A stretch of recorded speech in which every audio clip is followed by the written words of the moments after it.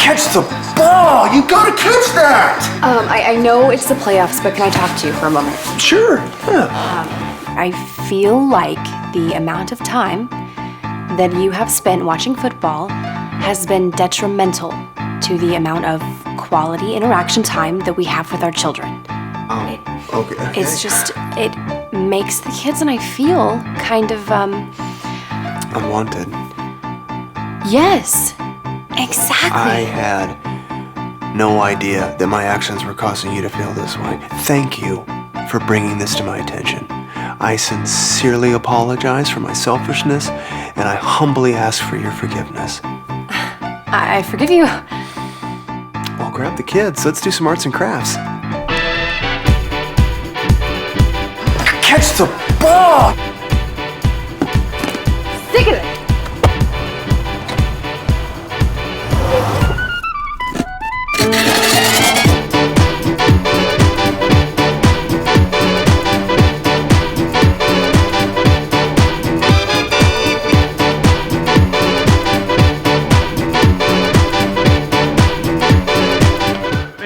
Let's hope that does not happen around 1 o'clock today. If those of you that are watching the Colts game, hopefully your significant other will not pull your satellite dish off of the top of your house, all right?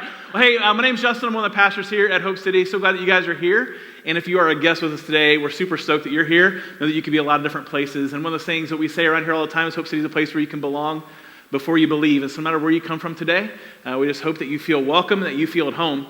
And we have rolled out the fire for you, all right? So there's fire outside right now, and it only happens a couple of times a year, and so we have this big fall festival. So afterwards, I hope you stay after. There's going to be caramel apple bar out there in the lobby. There is s'mores out in the parking lot. There's a hayride out in the parking lot. Come on, somebody.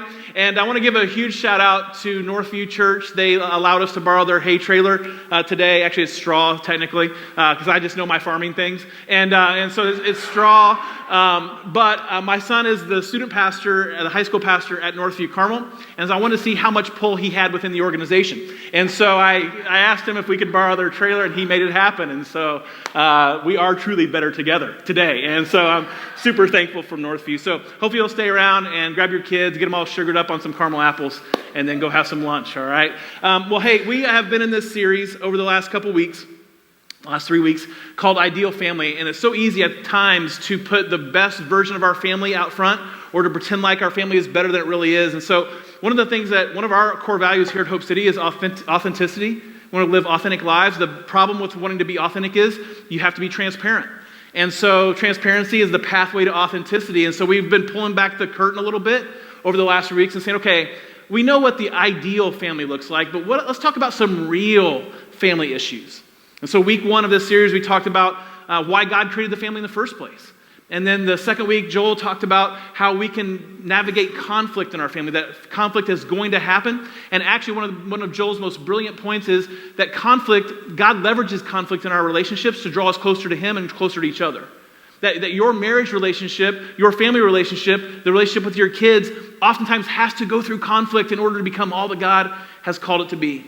And then last week, Trish and I team taught, and we talked about how to heal from wounds in our family relationships. Today, I want to talk about something that's going to be so fun and just so light. And it's going to be how to love unlovable people, how to love difficult people in our life. And so those of you are like, I don't really know if I have a difficult person in my life. Well, I have a pastor friend of mine. He doesn't just call them difficult people. He calls them VDPs, very draining people. Maybe you have a very draining person in your life. Pastor Rick Warren at Saddleback Church, he calls them EGRs, the extra grace required people, all right? And maybe you have some extra grace required people in your life. And here's the deal. If you cannot think of a difficult person, put this in your notes. If you can't think of a difficult person in your life, in your family, it's probably you, all right? So if you can't think of that person, if you're just really struggling, like, oh no, my family is really cool, and there's no difficult people, newsflash, you're the difficult person, right? Because every single family has a difficult person. They have a difficult person to love in every single family because we're broken people. When Trish and I first got married, we spent a good amount of time with each other's families before we got married, and we had these differences in our families. There was just these stark differences. I grew up in Crawfordsville. She grew up in a suburb of Chicago. So that was different. I grew up in kind of a rural community. She grew up in the inner city. That was different, right? And I wore Wrangler jeans. She wore cross-color clothing, all right? If you don't know what cross-color clothing is, you got to go back to the 90s and figure it out, all right? But we had these unique differences that were unique to us, but then our families were different as well. But we thought those differences were cute. Right? Our families are so different. Isn't that so cute? Her family ate out a lot. My family didn't eat out a lot. Right? Her family celebrated golden birthdays. My family didn't even know what a golden birthday was. I had never even heard of the term golden birthday. Her family did not put macaroni and chili. I had to question my wife why I even married her, right? You can't mess with macaroni and chili, right? We put macaroni and chili primarily because we were so poor. That's how you made it stretch a little bit further, right? You put macaroni in there. That's just something that you did.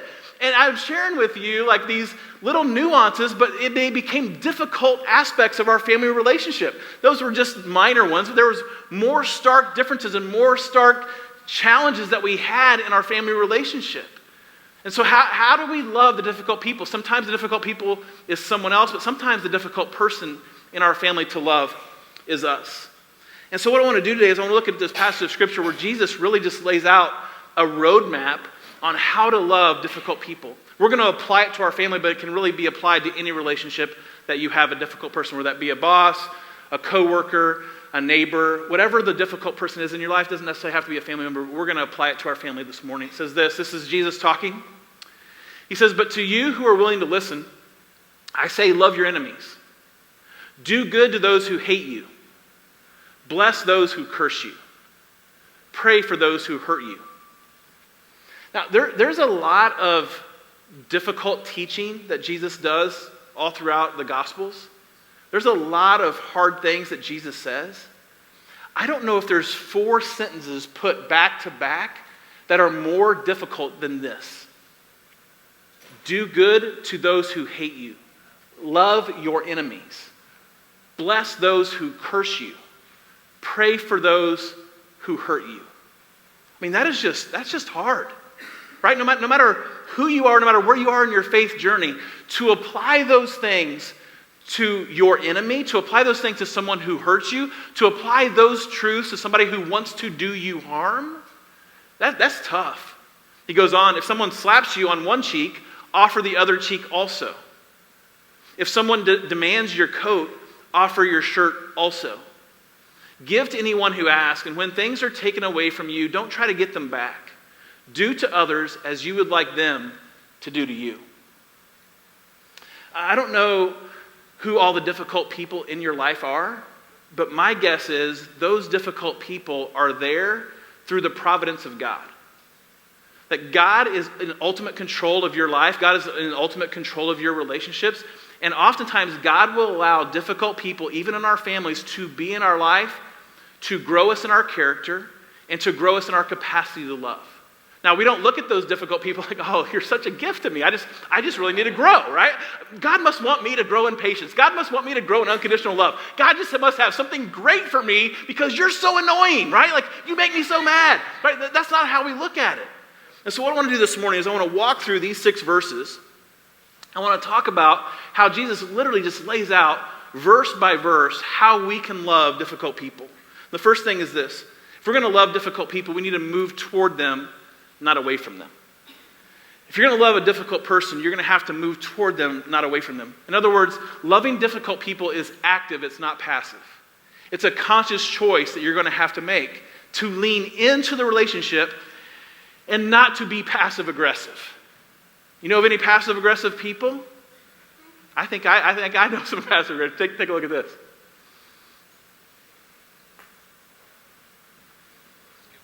I don't know. You can have it. Because I think it's mine. Okay, fine. Go ahead. No, not go ahead like you're giving it to me because I think it really is mine. You know what?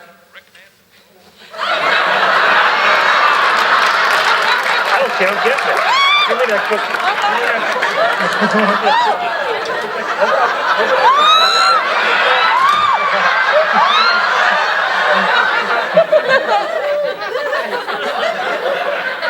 Come on, Deborah.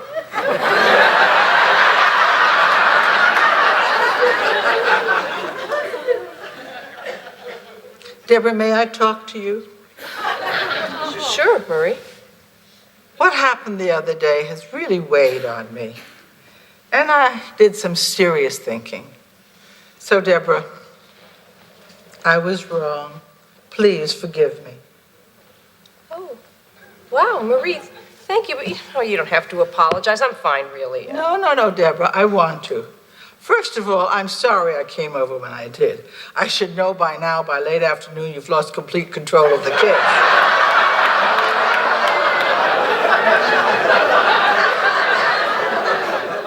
And then I brought company, which must have embarrassed you, since obviously you hadn't tidied up. Passive-aggressive relationships. The definition of passive-aggressive is avoidance of direct confrontation by means of procrastinating, pouting, or misplacing responsibilities. Now, for us as guys, I'm just going to paint in broad strokes here. I think guys, we struggle with this a lot. You know why? Because we assume avoided conflict is resolved conflict, right? Like if we can just avoid conflict, then we're good, right? Like we're not arguing, we must be good. And so we adopt this passive-aggressive attitude when we encounter a difficult person. We don't lean into the relationship. We lean back and we like throw stones as we're leaning back. We like jab people as we're moving back. We think if I can just avoid them, if I can just ignore them, if I can just get over and not look at this elephant in the room, if I can just avoid confrontation, if I can just not talk to them, you know what? The relationship will probably get better over time. If I don't talk to my mother-in-law, we'll probably heal over time. If I don't talk to my estranged mom or dad, we'll probably get better over time. And we assume that we can be passive-aggressive in relationships and then have healthy relationships. I put this in your notes. Being passive-aggressive in a relationship is never good for the long-term health of the relationship. It will bring you comfort immediately. Being passive-aggressive in your marriage, it will help you win arguments immediately. Being passive-aggressive with a sibling, being passive-aggressive in your family, it will help you relieve the pressure and relieve the hurt of that relationship now. But the long-term health of your relationships will suffer when you're passive-aggressive. The first commitment that we have to make if we're going to love difficult people is you have to move toward that person. You can't heal and you can't repair a relationship with a difficult person by being passive-aggressive. Secondly, give extravagantly. Look at this passage of Scripture. Look what Jesus says in this passage in Luke. He says, verse 28, "Bless those who curse you, pray for those who hurt you. If someone slaps you on the cheek, offer the other also. If someone demands your coat, offer your shirt also. Give to anyone who asks, and when things are taken away, don't try to get them back." As I was looking at this passage, this right here feels like the most generous thing.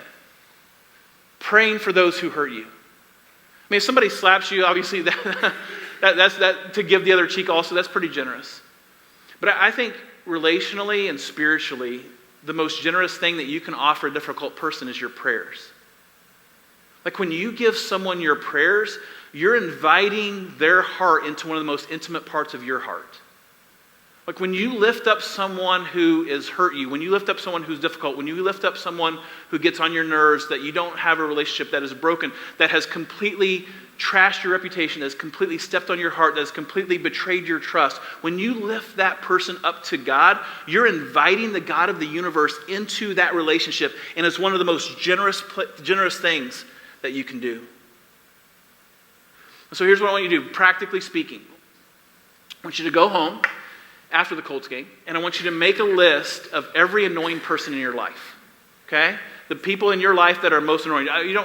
If you get past 10, the problem is probably you, okay? Now, I'm just saying, like, top 3 annoying people, all right? Top 3 people that you feel like they're really difficult to love. They really get on my nerves. They really rub me the wrong way. I want you to lift those 3 people. I want you to write those 3 people down, and then tomorrow morning or tomorrow night, whenever you do your prayer time, I want you to pray for them. And you're like, well, how's that going to help? That's not going to change them. Me praying for them is not going to change them. Right. It's not going to change them. It's going to change you. That's why Jesus says to do it. Jesus says, hey, if somebody's hurt you, pray for them. Not because it's going to transform their heart, because it's going to transform your heart. Many of you guys know, I've shared this before, I have a very difficult relationship with my dad. I found out when I was 36 years old that my dad was not my biological father. He adopted me when I was 2 years old, and so that was difficult in and of itself. But on top of that, what got doubled down on that was that he was living a completely double life my parents' entire marriage. And so they got divorced after 36 years. About 6 weeks after their divorce, I found out that he wasn't my father. And over the course of the next couple of years, over the next course of the next 5 or 6 years, actually, I did my best to maintain a good relationship with him, even though he had brought such tremendous hurt to our family. Then last July, my son got married, or actually it was June, and the month of July is kind of a blur because of it. And so my dad showed up high and drunk at my son's wedding and had to be removed physically from the wedding.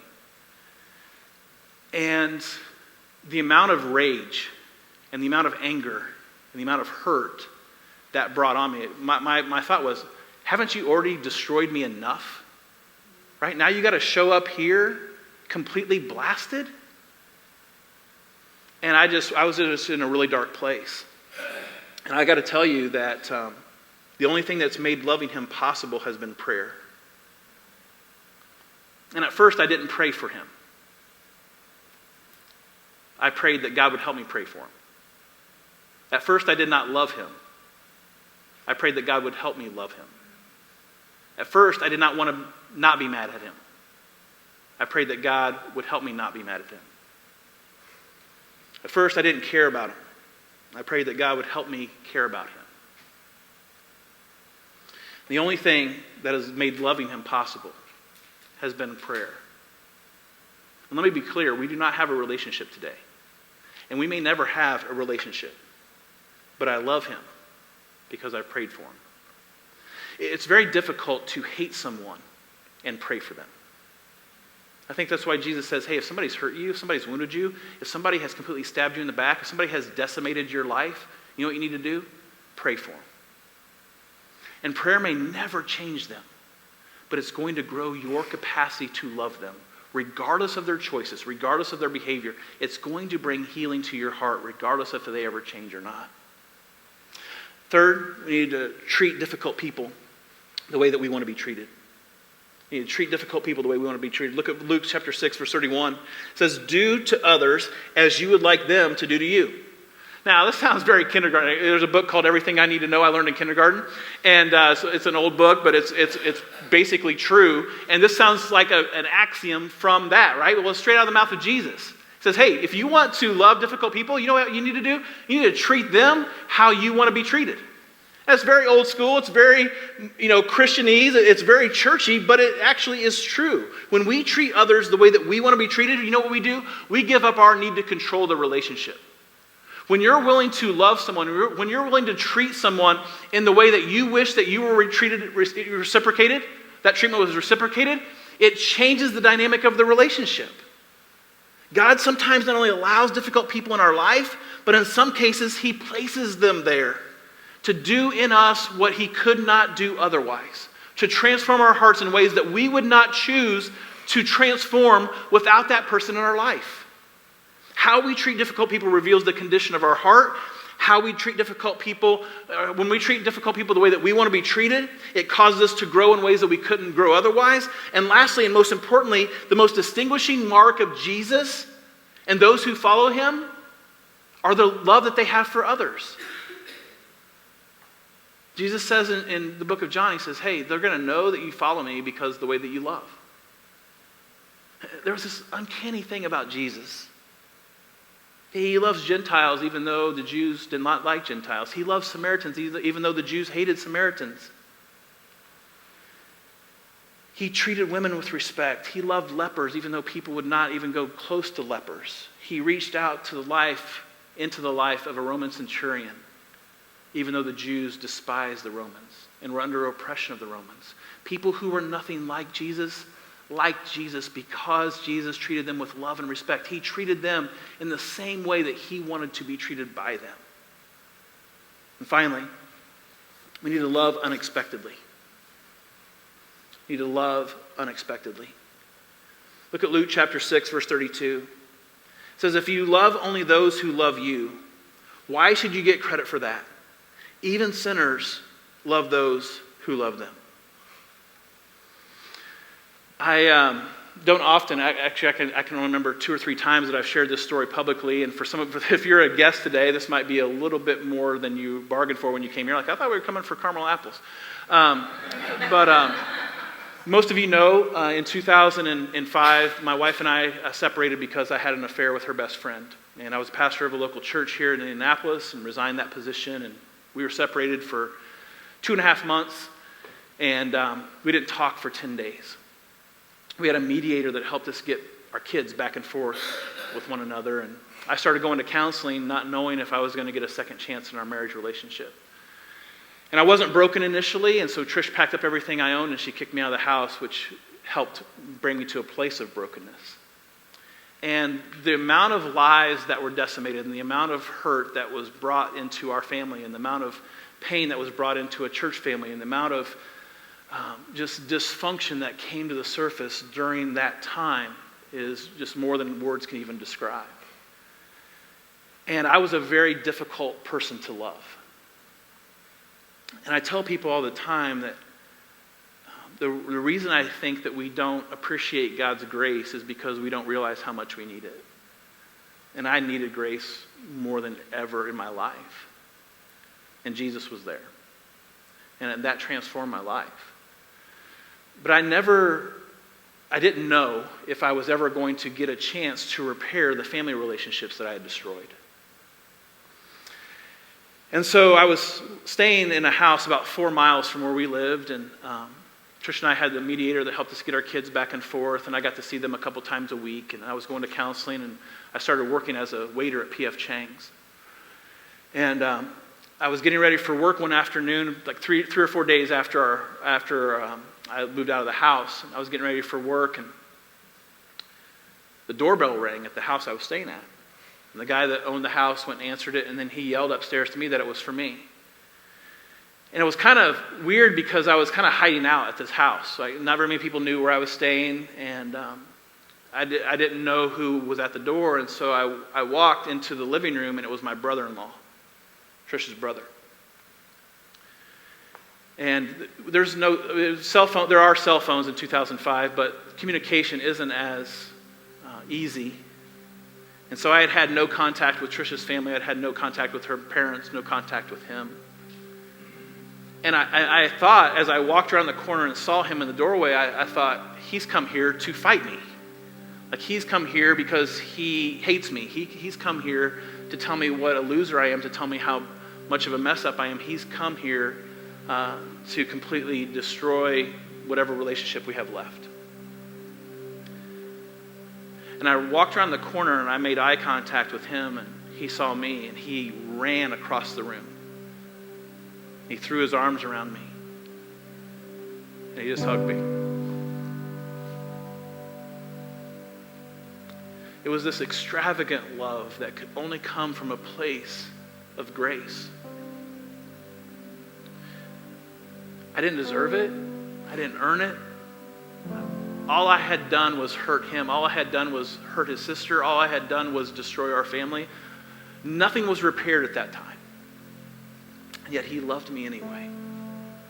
I think it's safe to say I was the most difficult person in that moment that he had ever had to love. And he chose to do it. Let me say this. His love for me did not make my mistakes go away. His love for me did not take the hurt and the pain away in that moment. And his love for me did not make everything that I did seem right. There still had to be boundaries. But that love was extravagant. It was life-changing. And there might be people in your life today that you could give them all the lectures, and you could make a PowerPoint presentation about how all of the ways that they have wronged you and all the reasons why you're right and they're wrong. And you know what? You probably are right.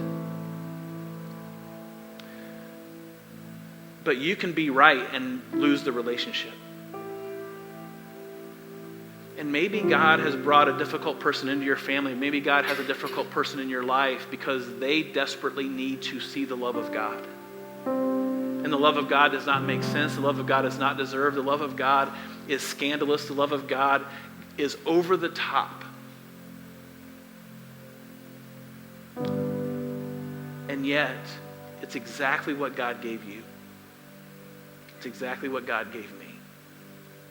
And when you choose to extend it, you don't take away the difficulty of that person. You insert the love of God into that difficult person's heart. And that's really the only chance they have of transformation. Let's pray together.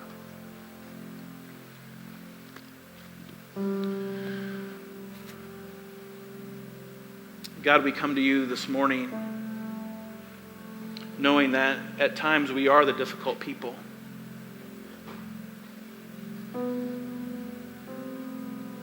We make choices that wound our kids. We make choices that wound our marriages. We make choices that wound our parents.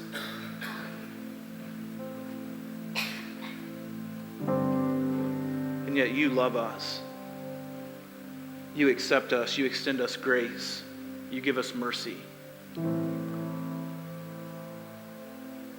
So God, for the difficult people in our life, would you help us lean into the relationship and not pull away? Would you give us the courage not to be passive aggressive?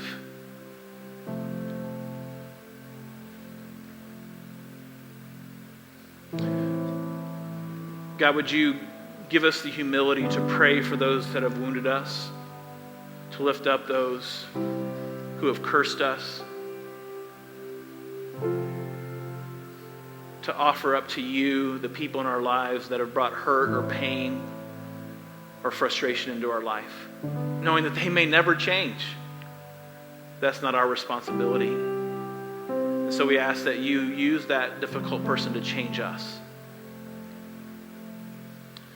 And God, may we love extravagantly this week. May we love in ways that do not make sense. May we love in ways that people look at us and go, are you crazy? Why would you give me that much grace? Why would you give me that much love? Why would you give me another chance?